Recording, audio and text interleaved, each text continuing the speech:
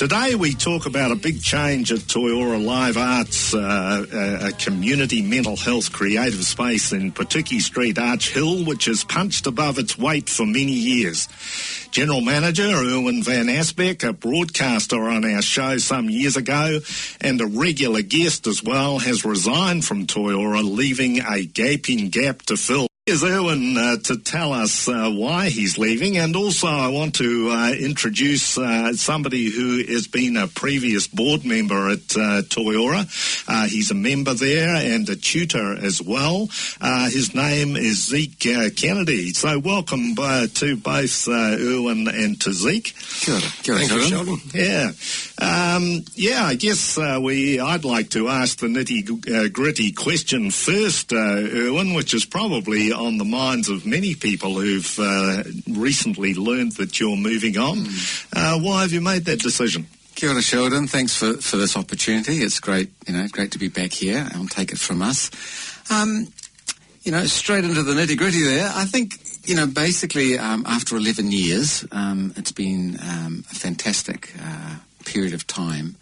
And like any job in the NGO sector, in this, in particular, I guess with the arts and mental health, it's a strain, it's a stress as well that goes with the job when we're really wanting to be able to respond and have done to the complexity of what we face on a daily basis. So that obviously that takes its toll, but it's also about refreshing, not just for myself, but also for the organisation, looking at where it's at. We've always, since I started, relied on philanthropic funding to help augment what we're needing to do.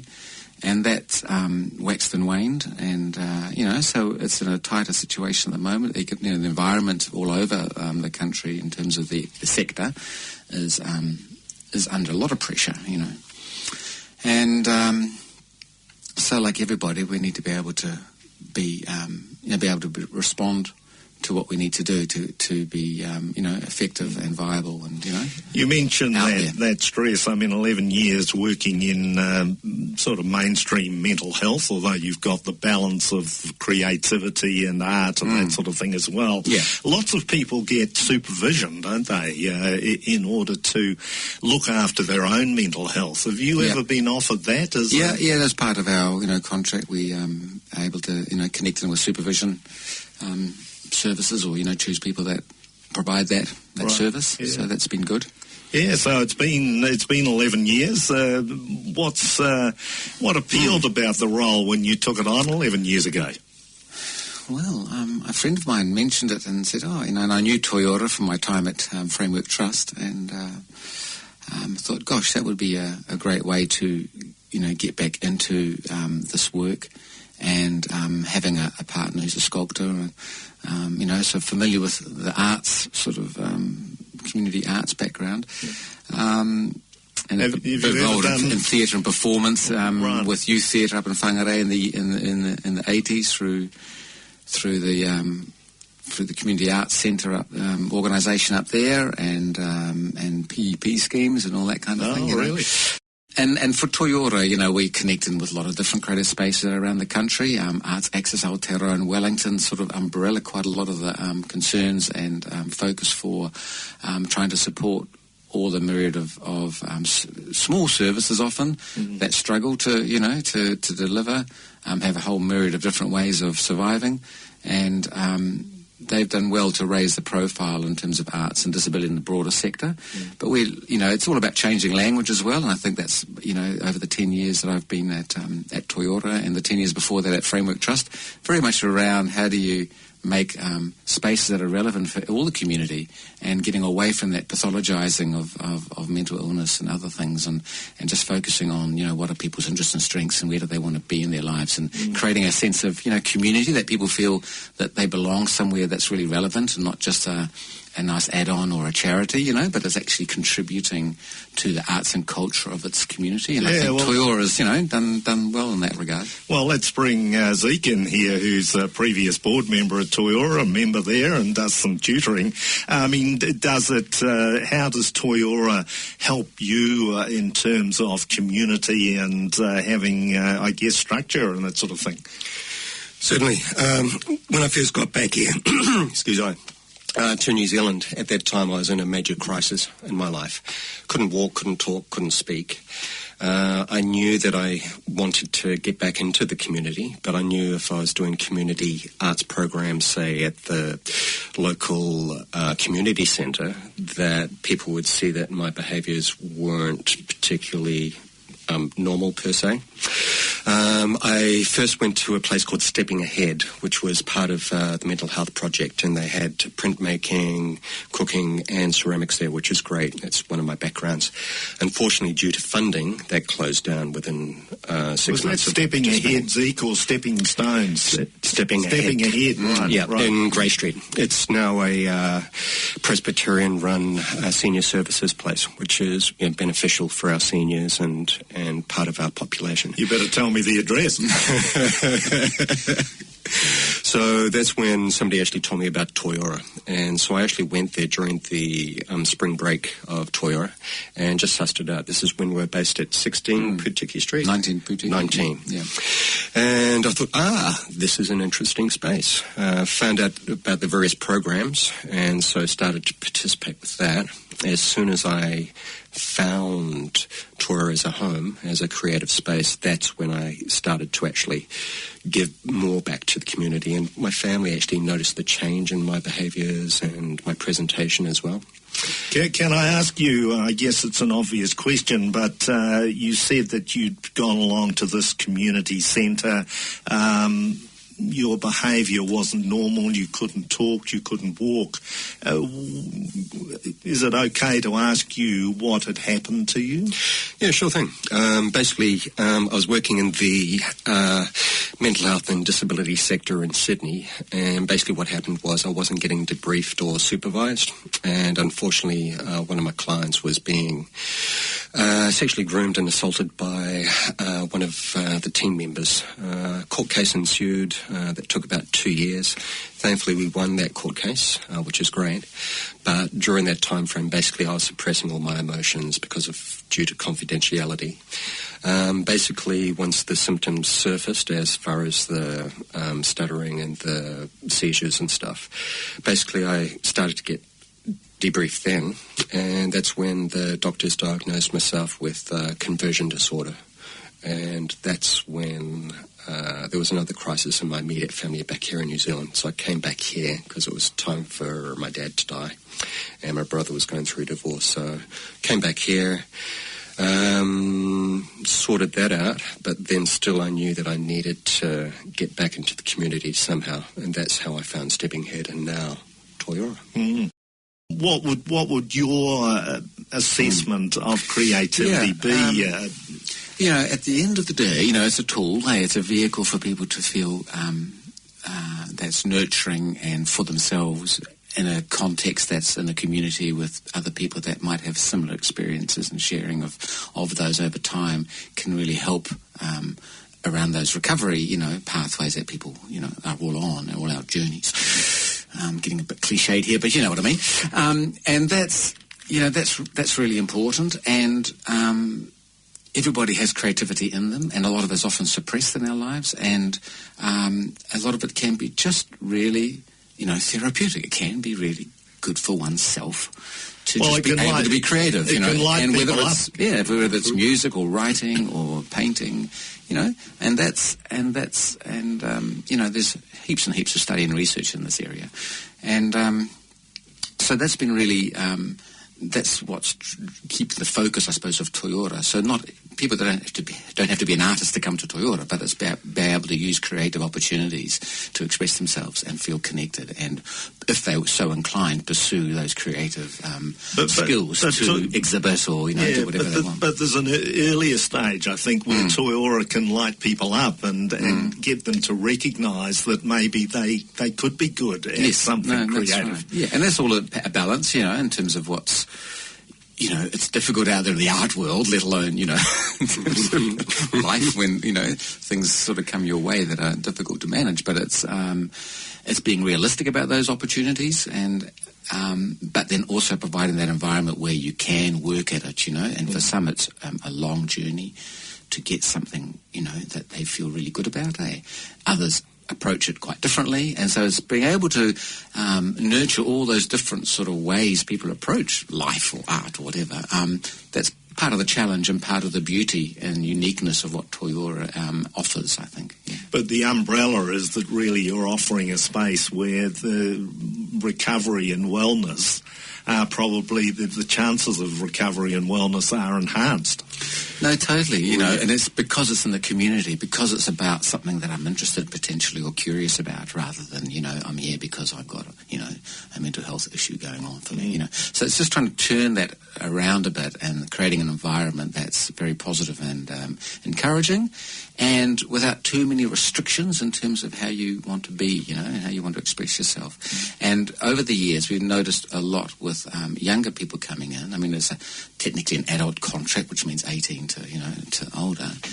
But for a lot of younger people, even if around that 16, 17, 18 to 25, the early interventionists, the clinical services call it, have quite a totally different experience than the older adults that have been through perhaps, you know, institutions in the past and more hospitalised environments. So we've recognised that early on, and Express Yourself as a program that actually started in Framework Trust years, which really identifies those needs of a younger adult, and I think that's hugely important. And we've been pushing for the last, 4 or 5 years, really, philanthropically, to anchor that into our mainstream, if you like, program, and still needing to achieve that end in terms of a proper contract. A previous board member, a tutor and a member of Toi Ora, Zeke Kennedy. Zeke, how did you hear about Toi Ora? I found out about Toi Ora from Stepping Ahead. That closed down, unfortunately, due to government cutbacks and funding. So I came along to Toi Ora. Found it a really nice, safe and creative space. This was at the old premises at 19 Putigi Street. Started to get involved with some of the programs there, and that's when I guess my inner dialogue started to quieten down and become more focused. And that's as soon as I started to get involved in the creative aspects, printmaking, and also the acting side. The reason I joined the acting side was to calm down my stutter. I was stuttering uncontrollably, and just to focus and have some fun. As soon as that happened, then, I don't know, I guess maybe the thinking side of my brain started to become less analytical, and from that viewpoint, I guess I started to become more sociable and approachable as well. And I've witnessed this with many members that come into Toi Ora.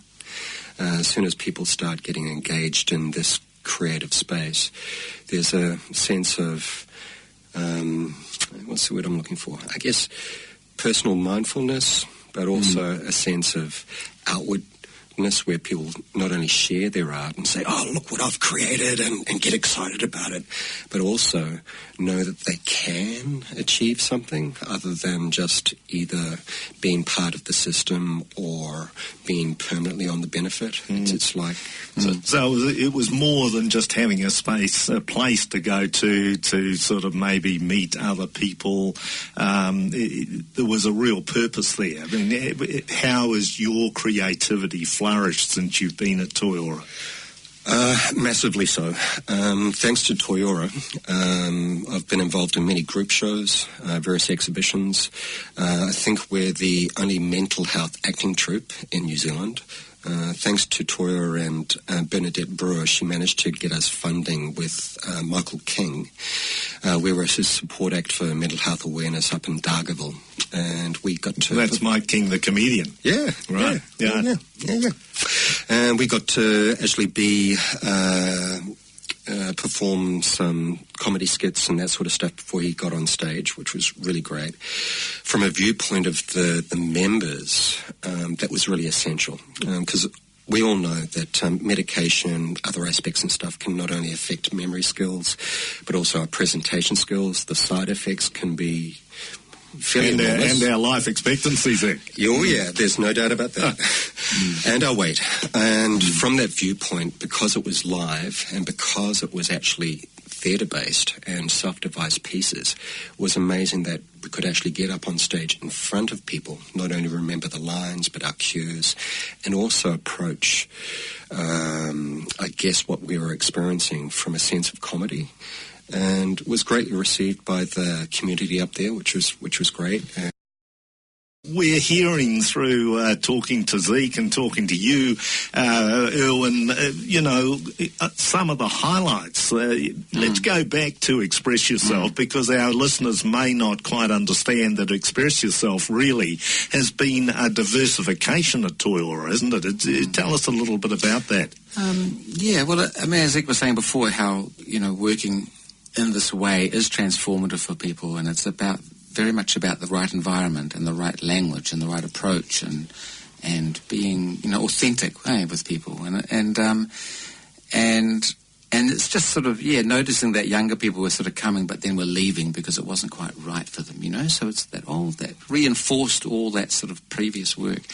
And so we have built up a fantastic team. It's small, but we've worked with young adults at Toi Ora, but also through some contracts to push our practice out into the community more. So it's looking at preventative work as well. So we work with alternative education at West Auckland, and we've worked in with schools at Tamaki College, and have you a host of other places, just to sort of bring a bit more of awareness and modelling way of working with about and preventative measures in a way, but reinforcing, I suppose, what does well-being look like? What do we need to do to sort of stay well if we're feeling stressed or feeling excluded from our community or from our peers? And, just stop escalating things, that group peer environment, and being able to express yourself if you haven't been able to in ways that are acknowledged and are colourful and are fun.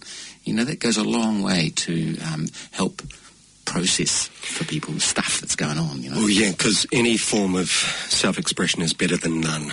And oftentimes, as soon as you stop expressing yourself, that's when we become insular and more isolated. And if it's positive self-expression rather than just, whatever, there's a lot of stuff going on for people that, would self-medicate or, do harmful things because of their frustration and their stuckness, So this is really important to find places in the community that aren't like, that provide some refuge from that or some alternative to various behaviours that, often young people or adults, get into, because there isn't much out there that they can connect with. But it suggests that people are being closed down, and I'm rather afraid. Well, there's lots of services out there that support people, Toi Ora is just one small way of looking at how do we work with people, in this case around mental health and addictions. It's create a space that work in physical intellectual disability and a whole host of areas. But it is about getting people to express themselves creatively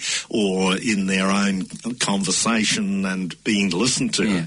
I mean, the picture that you painted, Zeke, really it sounded as though you came back to New Zealand almost completely closed down mentally and physically. Today, you're doing a radio interview, you're articulate, you're clearly on a path to recovery, if not well into it. Thank you. Yeah, and a lot of that's got to do not only with Toi Ora, but also my immediate family support as well. And actually focusing myself and actually being determined and pulling up on any inner resources that I have. The sense of resilience, that's really important. Sounds as though you have a very strong understanding of the importance of personal responsibility, that we've got to do this for ourselves. True, and that's important.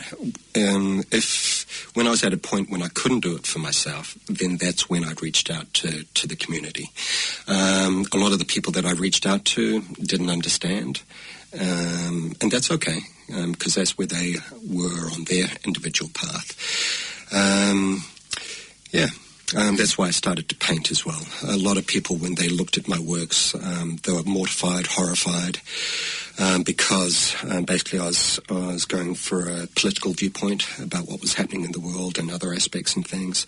As soon as I pulled it back and pared it right back to become more minimalistic and more representational, then people actually could interpret the artworks for themselves. And that's why I'm deemed a conceptual artist, because I'll take something, deconstruct it, and then I'll allow the viewer to see what they choose to see. So all of that learning, what's that done for your mental health? Oh, it's improved it. There's no doubt about that.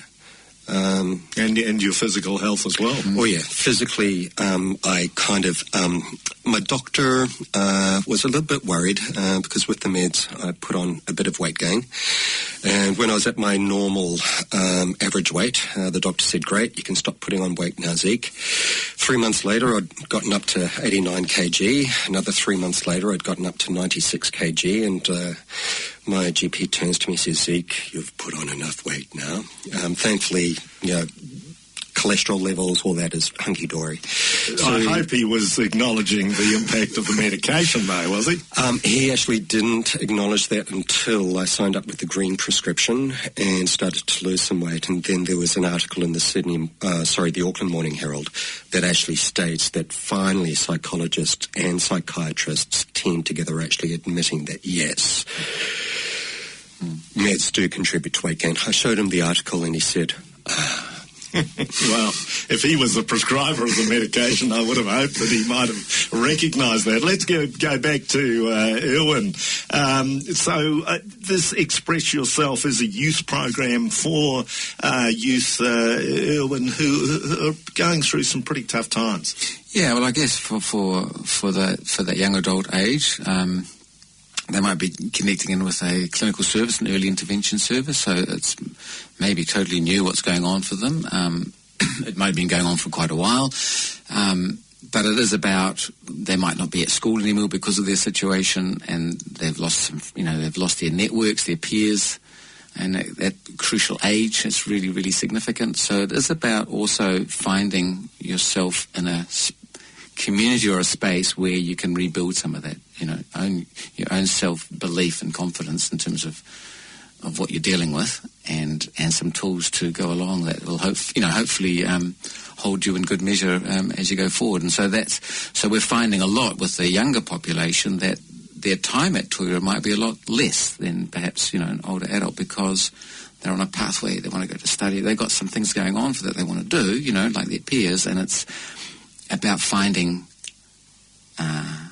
just that environment that they can work for themselves as well, in a supportive way.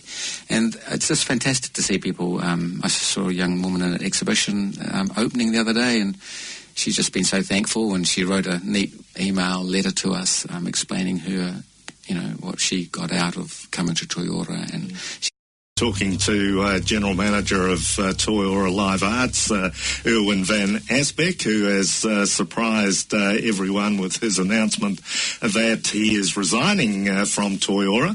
We've also got Zeke Kennedy with us, who's a previous board member and tutor, and also a great ambassador for Toi Ora, and it's great to have Zeke here as well. Some highlights over the 11 years, Erwin? Oh gosh, there's been many. I mean, being able to move from above a garage to a wonderful purpose-built almost space down the road in Putiki Street, number 6, has been fantastic. Building up relationships with philanthropic, so what was then the ASB Community Trust, now the Foundation North, came to the party with a capital investments application, and so with the lease of this building, it opened up a whole lot of opportunities for us in terms of proper studio space, decent facilities, and a space that, as part of the entrance, we could turn into a gallery, which is one of the other requirements that members had been going on about for years. And so that created a vehicle where we could, not only for people to be able to put their work into the community, but for the community to be able to be welcomed into the door, through the door. So that's been this wonderful process, I suppose, of developing Toi Ora's presence and ability to function in our community. So you've had a number of exhibitions there. Every year, every month, there's probably a new show that goes on, whether it's work from different classes, whether it's or some outside invites from people that might have also have experience around mental health issues or addictions, and they ask to have their work, opportunity for their work to be shown. So it's all about that. How do we put our work out into the community? And again, it's all about validating people's work and life experience. And raising the profile as well. That's the other thing. Yeah. Well, the profile you mean for creativity and mental health. Well, and also the umbrella of being described as an outsider artist. So, Zeke, just a last comment about this general manager who's carried the responsibility, led the ship for the last 11 years. What do you think? Well, most members are still in a state of shock. They're feeling like the captain has kind of been left at another port somewheres. Oh, just given the helm over to lots of capable people, actually, that's good. But with Erwin's leadership, there's no doubt we've gone from strength to strength. We've accomplished a lot of things. We've won 2 awards for our short films in Texas. We've won Best Service Provider in Australasia, which was a huge from a consumer sort of group. From a consumer viewpoint. Not having Erwin there on a daily basis, that's the biggest thing that I think... You'll have to re-employ him as a consultant when you need him, eh? We've got to wrap up, unfortunately. But thank you, Erwin, especially for your contribution to creativity and mental health, and also your role with Take It From Us before I came on the scene. And we've got our... 25th birthday to celebrate in April 2018, a year away, so you'd better stay in touch. I'll be there. Because we'll need you.